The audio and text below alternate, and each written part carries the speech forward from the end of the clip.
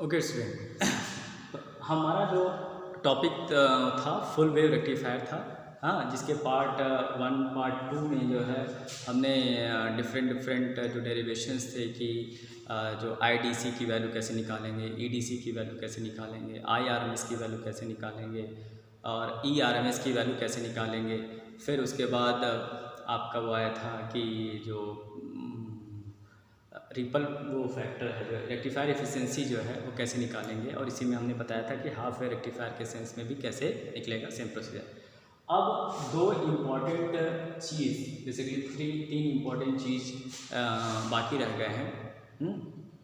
दोनों के मिक्स करके बता दे रहे हैं कि एक रिपल फैक्टर, दूसरा वोल्टेज रेगुलेशन जिसको हिंदी में वोल्टेज नियमन बोलते हैं, और तीसरा जो है peak inverse voltage, PIV shortcut में बोलते हैं, जिसको हम जो है वोल्टेज का शिखर मान बोलते हैं। ठीक है, तो इस संदर्भ में जो है हम आज वो करेंगे डिस्कस। तो पहला जो चीज़ है हम रिपल फैक्टर, यहाँ पे हम दोनों फुल वेव के बारे में भी डिस्कस कर ले रहे हैं और हाफ वेव में। थोड़ा सा इस एक मिनट इस फार्मूला को आप करें ऑब्जर्व जो है।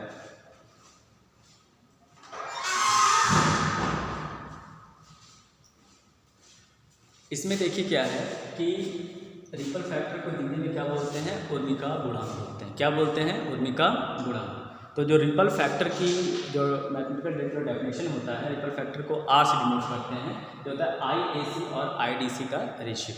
ठीक है, चाहे इसको इस फॉर्म में लिखें जो है, चाहे इस फॉर्म में लिखें कि I² RMS upon I² DC -1 का अंडर रूट। ठीक है, अब स्टेप वाइज स्टेप हम डिस्कस करते हैं।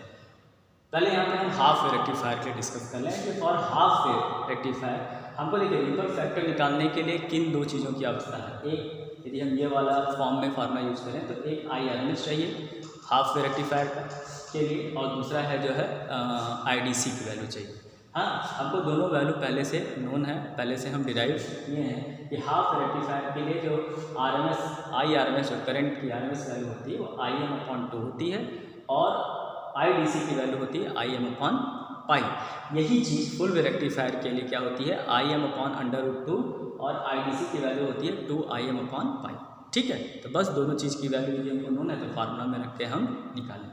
देखिए हम निकाला हुआ है कि हाफ रेक्टिफायर में हमने IRMS लिख दिया कि Im/2 है, और IDC क्या है, Im/π है। जब इन IRMS और IDC की वैल्यू इस इक्वेशन में रख रहे हैं तो R की वैल्यू क्या आ रही है, देखिए यहाँ पे क्या है, I² RMS, तो IRMS ये है, तो I² RMS क्या हो जाएगा, Im²/4। ठीक है, तो ये होगा Im²/4 upon I² DC। I² DC मतलब Im²/π। तो जब अपान में ये होगा जो है, जब ये रखेंगे तो π² चला जाएगा ऊपर और Im² आ जाएगा नीचे। ठीक है, तो ये Im² इस Im² से क्या हो जाएगा, कैंसिल, तो यहाँ बच जाएगा π²/4 -1 का रूट, तो यही बचा है। तो π²/4 यदि आप इसको यहाँ पे सॉल्व करेंगे है तो ये बच जाएगा π²/4 -1 का अंडर रूट।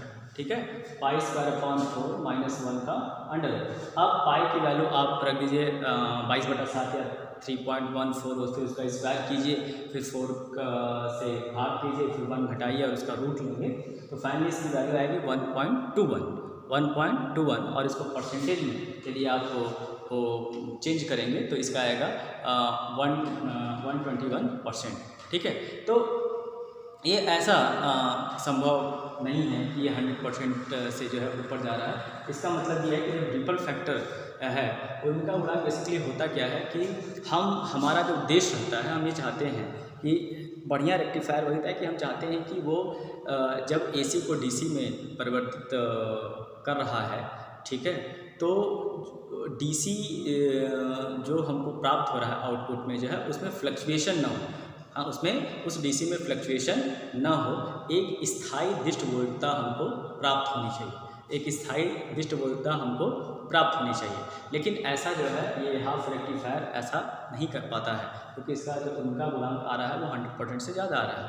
ठीक है, तो स्थायी यदि कोई पूछेगा कि क्यों हमको जो है हम रिपल फैक्टर की वैल्यू निकालते हैं, तो रिपल फैक्टर इसलिए निकालते हैं कि स्थायी दृष्ट वोल्टता प्रदान करने के लिए, स्थायी दृष्ट वोल्टता प्रदान करने के लिए या ये जानने के लिए कि हमारा जो आउटपुट मिला है उसमें एसी का परसेंटेज जो है कितना है, ठीक है, ताकि वो जितना ही कम होगा उतना ही ज़्यादा हमको दृष्ट वोल्टता प्राप्त होगी, ठीक है। तो जिसके लिए हम ये आर की वैल्यू हाफ के लिए इतनी आती है, इसलिए हाफ वेव रेक्टिफायर उतना बेटर नहीं होता है, क्लियर। अब आइए जो है आप फुल वेव रेक्टिफायर, तो फुल वेव रेक्टिफायर के लिए देखिए हमने यहाँ पे लिखा है फार्मूला कि फुल वेव रेक्टिफायर के लिए, for full wave rectifier IRMS कितना होता है, IM/√2 और IDC की वैल्यू कितनी होती है, 2IM/5। जैसे हम हाफ रेक्टिफायर के केस में दोनों वैल्यू इस फार्मूला में सब्स्टिट्यूट किए थे कि IRMS क्या होगा, IDC क्या होगा, इस फार्मूला में रख के सॉल्व किए थे। उसी तरह सेम हम फुल वेव रेक्टिफायर के लिए भी जो है ये IRMS इतना और IDC की वैल्यू इतना रख के जो है सॉल्व करेंगे, तो ये डेसिमल में जो है 0.482% जो है आता है जिसको हम परसेंटेज में 48.2% के आसपास आता है। तो रिपल फैक्टर जो है, हाँ, रिपल फैक्टर जितना ही कम होगा, हाँ, क्योंकि रिपल फैक्टर ये बताता है कितना AC बचा है, हाँ, जो आउटपुट में कितना AC शेष है। हम चाहते हैं, हमारा मेन टारगेट ये है कि आउटपुट में AC रहे ही नहीं, आउटपुट में पूरा का पूरा क्या रहे, DC रहे, ठीक है, क्योंकि हमको AC को DC में बदलना है। तो अब आप देखिए, यदि आप हाफ रेक्टिफायर यूज़ कर रहे हो, यदि आप हाफ रेक्टिफायर को यूज़ कर रहे हो तो इसमें आप कहो कि 181% DC बचा है, तो क्या ये लॉजिकल सही है? जब हम 100% ही AC डाल रहे हैं तो वो उससे कैसे अधिक बच सकता है? इसलिए कहने का मतलब ये कि 48.2% यदि AC बच रहा है, इसका मतलब जो है कि लगभग क्या हो गया, आधा, यानी हम AC को DC में कन्वर्ट कर रहे हैं तो हमारा जो है लगभग 52% जो है सिर्फ जो है वो AC DC में बदल रहा है, 48.2% क्या है बाकी, ठीक है। तो अब चूँकि हाफ वेव से तो ये बेटर कर रहा है काम, तो अब लेकिन यदि हम इम्प्रूव यदि अपना वो करेंगे, ब्रिज रेक्टिफायर यूज करें या हाँ इस फुल वेव रेक्टिफायर में हम फिल्टर सर्किट लगाएं, तो जिससे हम जो है इसको इम्प्रूव कर सकते हैं, मतलब इसकी क्वांटिटी को डिक्रीज कर सकते हैं, अर्थात हम स्मूथ DC वोल्टेज प्राप्त कर सकते हैं। स्थायी दृष्ट वोल्टता प्रदान करने के लिए हम एक एडिशनल सर्किट फिल्टर का यूज कर सकते हैं, ठीक है। खैर, यहाँ तो रही ये बात कि हम जो है IRMS और ERMS और ये आपका रेक्टिफायर इफिशिएंसी और रिपल फैक्टर, ये फुल और हाफ के लिए कैसे कैलकुलेट करते हैं एग्जाम के पॉइंट ऑफ व्यू से। इसके बाद जो है आपका नेक्स्ट इसमें आता है जो है वोल्टेज रेगुलेशन जो है। तो आप यदि यहाँ पे देखें तो हमने जो है ये निकाला voltage regulation for full wave rectifier and half rectifier. तो जिस तरह हम बता रहे हैं कि फुल वेव रेक्टिफायर का है वो बहुत उसी तरह जो है हाफ रेक्टिफायर का होगा, दोनों का जो रिजल्ट आता है वो सेम आता है, जो है R/RL आता है, ठीक है। तो यदि इधर शो नहीं हो रहा होगा तो मैं फिर से यहाँ पे जो है उसको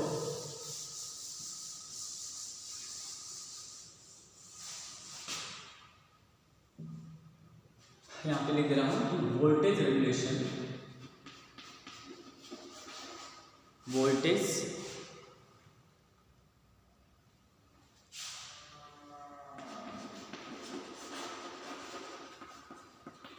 रेगुलेशन,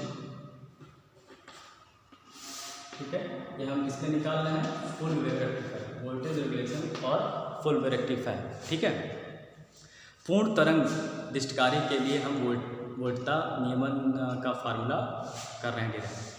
तो अब यहाँ देखिए, हम जानते हैं कि फुल वेव रेक्टिफायर के लिए जो है EDC की जो वैल्यू होती है, you know that for full rectifier जो EDC होता है हमारा, तो क्या होता है IDC/R, क्या होता है IDC/R। ये पहले हम बता चुके हैं डायरेक्टली, EDC वोल्टेज बराबर करंट इंटू रेजिस्टेंस, तो EDC/IDC/RL, ठीक है। और चूंकि IDC क्या होता है, IDC बराबर क्या होता है, IDC आपने बताया 2IM/π, फुल वेव रेक्टिफायर के लिए होता है, हाफ रेक्टिफायर के लिए क्या होता है IM/π। क्योंकि ये फुल वेव रेक्टिफायर डिस्कस कर रहे हैं, तो फुल वेव रेक्टिफायर के लिए IDC 2IM/π। तो अब इसलिए जब IDC की वैल्यू ये हम इसमें रखेंगे तो EDC कितना आ जाएगा हमारा, EDC 2Im/पाई इंटू आर। कितना आ जाएगा? 2Im/पाई इंटू आर। ठीक है। फर्दर सिंस Im की वैल्यू क्या है? Im इज इक्वल टू, बताइए, Im इज इक्वल टू क्या होता है? Em/r plus R. Current is equal to total हमारा वोल्टेज है और मैक्सिमम वोल्टेज और टोटल रेजिस्टेंस। तो since Im is equal to Em/r plus R, ठीक है। इसलिए जब Im की वैल्यू जो है इसमें रखेंगे तो EDC की जो वैल्यू हो जाएगी वो क्या हो जाएगी? 2Em, Im ये है Em/2Em/RL/पाई आर प्लस, ठीक है। Im की वैल्यू क्या रखें? Em/r plus RL। तो EDC की वैल्यू आपको क्या प्राप्त हो गई? 2Em/RL/पाई आर प्लस आर। ठीक। अब इसको देखिए हम इस प्रकार से जो है लिख रहे हैं।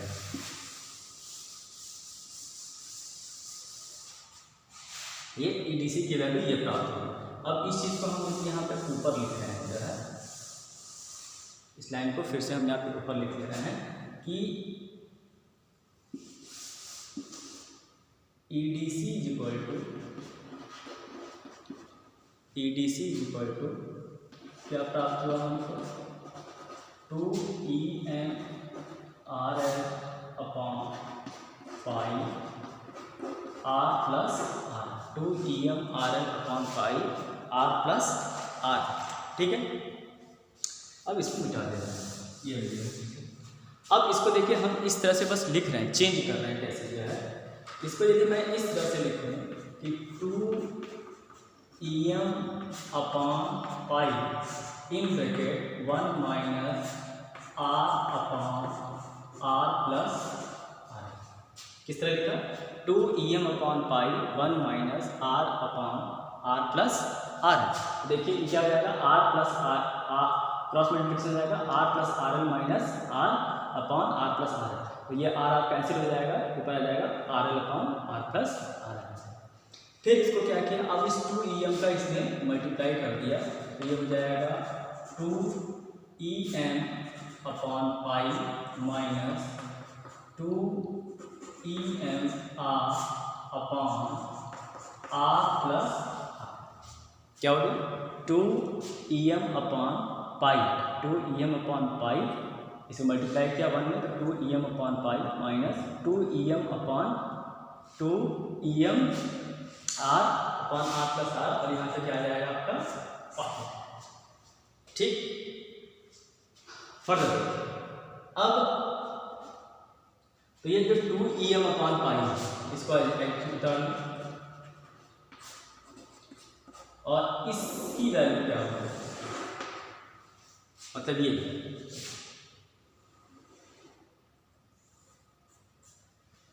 2Em/पाई आर प्लस आर, 2Em/पाई आर प्लस RL की वैल्यू क्या होगी जो है?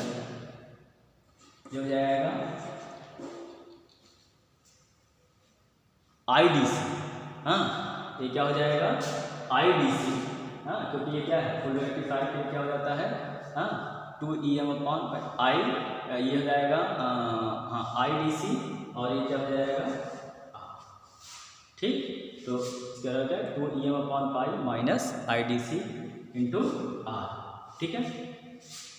ये हो गया आपका EDC। इसी इक्वेशन को जो है, इसी इक्वेशन को मान लें हम स्टार लिखते हैं, इसी इक्वेशन को this is the equation of voltage regulation, this is the equation of voltage regulation, VR जिसको कहते हैं। यही वोल्टा नियम का समीकरण। ठीक। अब मेन हमको वोल्टा रेगुलेशन कैसे वो हम निकालेंगे। अब देखिए VR इज इक्वल टू, यदि आपको स्क्रीन पे शो हो रहा होगा तो ये देखिए,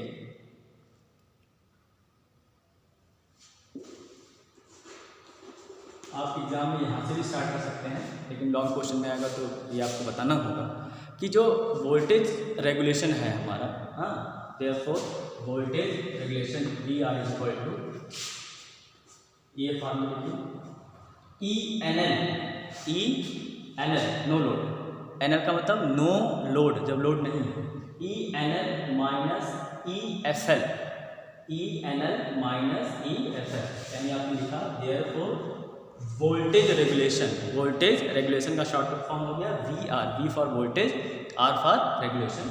तो therefore voltage regulation is equal to, इसके बाद इसको निकालने के बाद कि this is the equation of voltage regulation, इसके बाद लिखेंगे अतः वोल्टता नियमन V R is equal to E N L minus E F L upon E F L.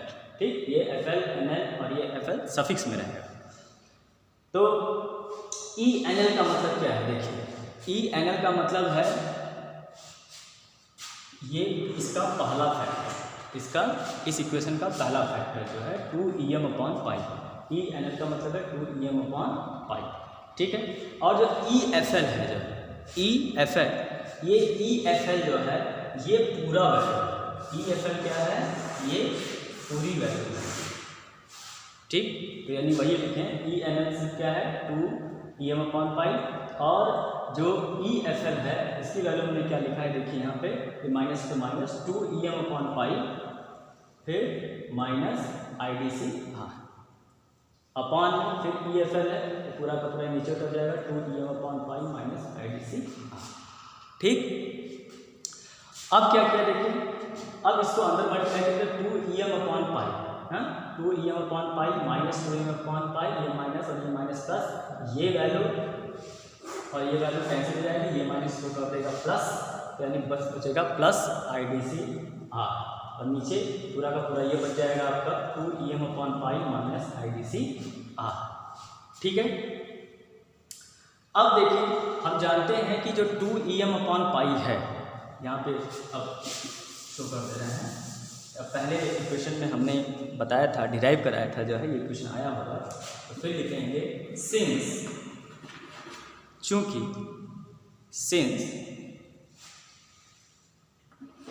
2em upon pi is equal to I D C R plus R. इस line के बाद आप क्या लिखेंगे, since 2em upon pi is equal to I D C upon R plus R. ये हम पीछे जो इक्वेशन डिराइव किए थे, जो वीडियो में फुल वेव रेक्टिफायर के जो है पार्ट फर्स्ट या सेकंड, तो उसमें ये क्वेश्चन आया है।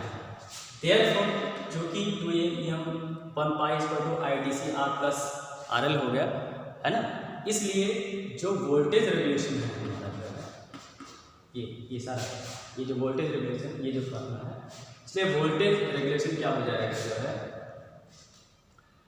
देखिए आई डी सी आर, हाँ I D C R upon में, इसलिए वोल्टेज रेगुलेशन क्या हो जाएगा,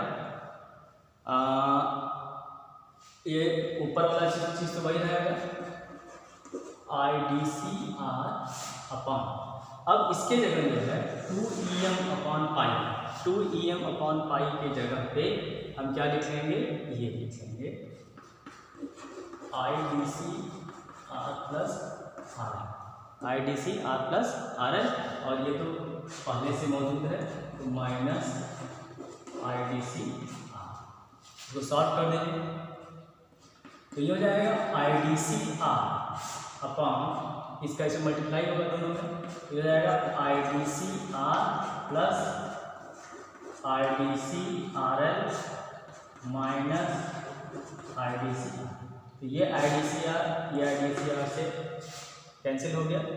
ठीक है, तो ये बचा कितना जो है, I D C R upon I D C R, ये आई डी सी कैंसिल हो गया, यानी हमारा जो वोल्टेज रेगुलेशन हुआ, therefore voltage regulation is equal to क्या बच गया हमारा, आर अपॉन, वोल्टेज रेगुलेशन हमारा क्या बच गया, वोल्टेज रेगुलेशन क्या बच गया हमारा, आर अपॉन आर। ठीक है। एकदम सेम इसी तरह ये हमने जो है ये जो डेटा लिया था ये फुल वेव रेक्टिफायर के करस्पॉन्डिंग वो कंसिडर किया था। इसी प्रकार से वही फार्मूला लिख के जो है उसी तरह से जो है हम हाफ वेव रेक्टिफायर वाले केस में भी जो है कर सकते हैं। तो उसको भी आप यदि सॉल्व करेंगे तो उसके लिए भी वोल्टेज रेगुलेशन जो है R अपॉन RL ही आता है, ठीक है। उसके लिए भी वोल्टेज रेगुलेशन कितना आएगा, R अपॉन RL, ठीक। तो इस प्रकार जितने इम्पॉर्टेंट पैरामीटर्स थे कि IRMS फुल हाफ के लिए क्या होता है, IDC फुल हाफ के लिए क्या होता है, ERMS फुल हाफ के लिए क्या होता है, ERMS फुल हाफ के लिए क्या होता है, और रेक्टिफायर एफिशिएंसी जो है या एफिशिएंसी ऑफ रेक्टिफिकेशन फुल और हाफ के लिए क्या होता है, रिपल फैक्टर फुल और हाफ के लिए क्या होता है, वोल्टेज रेगुलेशन फुल और हाफ के लिए क्या होता है। तो ये आप एक यदि टेबलेटेड फॉर्म में आप इसको लिखें तो इससे आपको एक नए छोटे क्वेश्चंस का आंसर प्राप्त हो सकता है, क्योंकि वो एग्जाम पूछता है कि हाफ वेव रेक्टिफायर और फुल वेव रेक्टिफायर में क्या डिफरेंस है। तो उनका जो रिजल्ट है, जैसे कि आपने वो लिखा कि जो है हाफ वेव रेक्टिफायर के लिए जो IDC इतना होता है एक खाना में, दूसरे खाना में लिखा कि फुल वेव रेक्टिफायर के लिए IDC इतना होता है, फिर हाफ वेव रेक्टिफायर के लिए RMS इतना होता है, फुल के लिए इतना होता है, हाफ के लिए रेक्टिफायर एफिशिएंसी इतनी होती है, फुल के लिए इतना होता है, हाफ के लिए ओमिका गुणांक जो रिपल फैक्टर होता है वो इतना होता है, फुल के लिए इतना होता है, ठीक है। हाफ के लिए जो वोल्टेज रेगुलेशन है ये इतना होता है, फुल के लिए इतना होता है, चाहे वो डिफरेंस है चाहे जो भी, ठीक। तो इस तरह से आप यदि रिजल्ट्स को सही से दिमाग में रखे हैं, कंसेप्ट है, तो आप एक नए क्वेश्चंस का आंसर भी आप अपने से लिख सकते हैं कि what is the difference between half rectifier and full rectifier. या इसी क्वेश्चन को यदि दूसरे तरह से पूछता है कि how the full rectifier is superior than the half rectifier, half rectifier तरंग अर्ध तरंग दृष्टिकारी की तुलना में पूर्ण तरंग दृष्टिकारी किस तरह से जो है लाभदायक है, या किस तरह से जो है ये ज़्यादा इम्पोर्टेंस रखता है या ज़्यादा लाभ रखता है, तो आप बताओ कि भैया पूर्ण तरंग दृष्टिकारी में ये चीज़ें जो है हाफ निम्न चीज़ें जो है अर्ध तरंग दृष्टिकारी के कंपेरिजन में ज़्यादा होती हैं, ठीक है। जो जैसे कि वहाँ पे है कि रेक्टिफायर एफिशिएंसी ज़्यादा है तो रिपल फैक्टर यदि कम है तो वो भी अच्छा है, ठीक है। अब इसमें जो लास्ट जो पैरामीटर्स आ गया दोनों में वो है PIV, जिसको हम बोलते हैं पीक इनवर्स वोल्टेज क्या बोलते हैं, पीक इनवर्स वोल्टेज जो है वोल्टा का प्रतीक या शिखर मान बोलते हैं इसको। तो PIV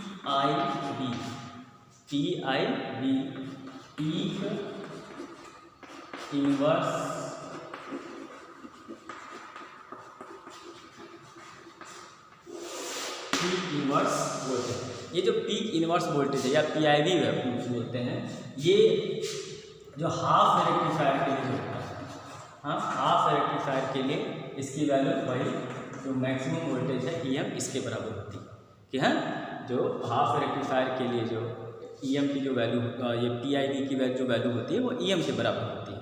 अब चूँकि जो फुल वेव रेक्टिफायर है, जो फुल वेव रेक्टिफायर है उसमें 2 डायोड लगे रहते हैं, क्योंकि इसमें हाफ रेक्टिफायर में क्या होता है, डायोडों की संख्या 1 होती है, ठीक है। इसलिए यहाँ पे जो भी EM होता है वही उसका जो है PIV मान होता है। अब चूँकि फुल वेव रेक्टिफायर में क्या होता है 2 डायोड लगे रहते हैं, तो एक डायोड जहाँ पे हम सेंट्रल टैपिंग कर रहे हैं इस तरह से जो है, ये जो सेकेंडरी कॉइल था ये प्राइमरी कॉइल है, और ये ऐसे करके जो है जो सेकेंडरी कॉइल है, और यहाँ पे जो सेंट्रल टैपिंग कर रहे हैं, तो EM जो हमारा वोल्टेज है वो बढ़ जाता है। EM यहाँ पे हो गया, एक प्लस के साथ फॉरवर्ड बायस में है और दूसरा जो है माइनस में, ठीक है। तो अब हाफ रेक्टिफायर में रहता है तो पूरा का पूरा EM ही डेवलप होता है, क्योंकि इसमें 2 डायोड होता है, ठीक है। तो एक जहाँ पे सेंट्रल टैपिंग करते हैं तो सेंट्रल टैपिंग से लेके ये EM और फिर सेंट्रल टैपिंग से लेके नीचे वाला EM, तो EM प्लस EM क्या हो जाता है 2EM हो जाता है। तो शॉर्टकट में कहने का मतलब ये है कि हाफ रेक्टिफायर के लिए PIV की जो वैल्यू होती है, पीक इनवर्स वोल्टेज की जो वैल्यू होती है वो EM के बराबर होता है जो है, ठीक है। और फुल वेव रेक्टिफायर के लिए वो क्या होता है ट्वाइस टाइम EM के बराबर होता है, ट्वाइस टाइम EM के इक्वल होता है, ठीक है। तो इसमें ये अब छोटे क्वेश्चन में भाई हमने बताया कि हाफ वेव रेक्टिफायर और फुल वेव रेक्टिफायर में क्या डिफरेंस है, या फुल वेव रेक्टिफायर कैसे सुपर है हाफ रेक्टिफायर की तुलना में। तो आप ऐसे करके 3 खाना बना लें या 4 खाना बना लें जो है। एक में लिख लें सीरियल नंबर, ठीक है, एक में लिख लें पैरामीटर, किस पैरामीटर के आधार पर ये है, ठीक है। तो सीरियल नंबर में मान लीजिए 1 में आपने ये लिखा कि हम पैरामीटर पहले IRMS कहते हैं कि इसका IRMS जो है हाफ रेक्टिफायर का इतना है, फुल रेक्टिफायर का इतना है। दूसरे में मान लीजिए आप ERMS कहते हैं, तो इसका ERMS इतना है, इसका ERMS इतना है। फिर तीसरे में जो है इसका IDC कह रहे हैं, इसका IDC इतना है, इसका IDC इतना है। चौथे में जो है मान लीजिए हम EDC बोल रहे हैं कि EDC इसका इतना है, इसका इतना है। फिर पाँचवें में जो है आप बोल रहे हैं कि आ जाइए उसका वो रेक्टिफायर एफिशिएंसी ईटा, हाँ, इसका जो है ईटा इतना है, इसका इतना है। जैसे कि हाफ रेक्टिफायर का जो ईटा की वैल्यू है शायद कितनी थी 40.6% और इसका शायद कितना था 81.2%, ठीक है। तो रेक्टिफायर एफिशिएंसी जिसकी ज़्यादा होगी वो रेक्टिफायर, जैसे यहाँ पे लिख लें ना कि मेन पैरामीटर कि इसकी रेक्टिफायर ये पैरामीटर में क्या लिख लें, ईटा लिख लें। तो इसका 40.6 के आसपास था और इसका कितना था 81.2 के आसपास था। क्योंकि इसकी रेक्टिफायर इसकी इफिशिएंसी अच्छी है तो बट ऑब्वियसली कि फुल रेक्टिफायर बढ़िया होगा। फिर इसी के बाद जो है यदि हम ऊपर वो शो करें तो अब इसी प्रकार जो छठा पॉइंट है, हाँ ठीक, ये 5 हो गया। फिर इसी तरह जो है छठवां पॉइंट भी हम लिख सकते हैं कि इसका रिपल फैक्टर जो है यहाँ पर हम लिख रहे हैं, मानिए छठवां पॉइंट ये है कि इसका जो है रिपल फैक्टर फुल हाफ का इतना है, इसका इतना है। इसका फिर जो वो वाला है आपका वोल्टेज रेगुलेशन VR, इसका इतना है, इसका इतना है। और फिर इसका PI जो अलग अलग पैरामीटर, सेम पैरामीटर को लिखने की ज़रूरत नहीं है कि इसका क्योंकि दोनों का वोल्टेज में VR जो है वो R/RL के बराबर, तो वो पैरामीटर मत लिखिए जो अलग अलग वैल्यू है कि PIV जो है हाफ रेक्टिफायर का EM है और इसका UM है। तो बस ये दोनों में अंतर भी हो गया और यही जो है कैसे फुल वेव रेक्टिफायर सुपीरियर है हाफ रेक्टिफायर प्रश्न आए तो ये भी इसका उत्तर हो गया, ठीक है। तो अब हाफ रेक्टिफायर और फुल वेव रेक्टिफायर पूरी तरह से खत्म हो गया है। फुल वेव रेक्टिफायर में सेंट्रल जो टैप चल रहा था ये, अब जो लास्ट रेक्टिफायर हमारा बचा है फुल वेव की दूसरे कैटेगरी में वो ब्रिज रेक्टिफायर है, जिसको हम कल के वीडियो में वो करेंगे, एक्सप्लेन करेंगे, ठीक है। तब तक यदि इन दोनों टॉपिक में हाँ इलेक्ट्रॉनिक्स के यदि कोई भी डाउट है, ठीक है, तो आप उसमें डिस्कस करिए जो है, और यदि कोई दिक्कत होगा तो फिर से हम उसको क्या कर देंगे, एक्सप्लेन करेंगे, ठीक है। अब ब्रिज रेक्टिफायर का थोड़ा सा इंट्रो यहाँ पे दे दे रहे हैं 2 मिनट, ताकि उसको कल फ्रिक्वेंटली जो है आप वो ले सकें क्लास जो है। ब्रिज रेक्टिफायर हमने बताया था कि हाफ रेक्टिफायर में जो डायोडों की जो संख्या होती है कितनी होती है, 1 हाफ रेक्टिफायर, ठीक है। हाँ, एक ये लिख सकते हैं कि हाफ रेक्टिफायर में, हाँ यहाँ पे पैरामीटर में एक लिख सकते हैं नंबर ऑफ डायोडों की संख्या। तो हाफ रेक्टिफायर में लिख दीजिए 1 और फुल वेव रेक्टिफायर में लिख दीजिए 2, ठीक है।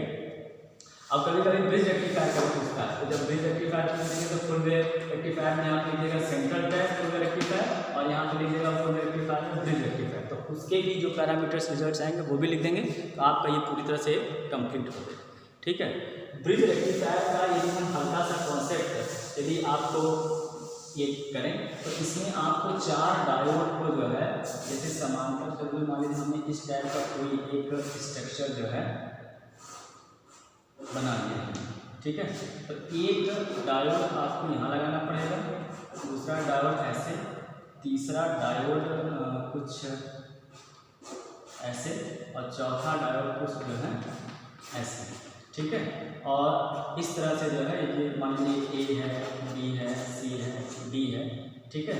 तो इस टाइप से जो है फिर हम आगे के सर्किट को क्या करेंगे, उसमें ऐड करेंगे, ठीक है। तो ये हम ब्रिज रेक्टिफायर, इसकी कंस्ट्रक्शन, वर्किंग और इसके जो रिजल्ट्स हैं, इसके फार्मूला को जो है हम नेक्स्ट वीडियो में जो है डिस्कस करेंगे। Till then thank you very much.